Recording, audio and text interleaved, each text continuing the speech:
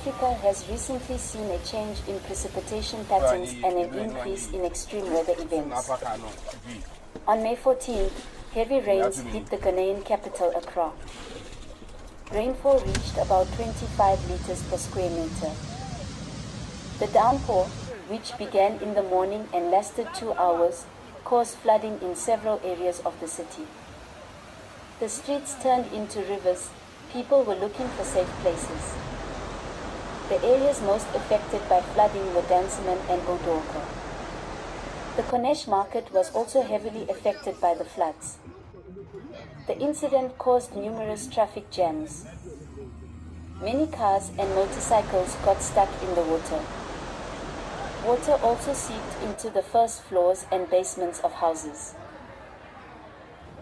Accra is the capital and largest city of Ghana. The population of the agglomeration is about 4 million people.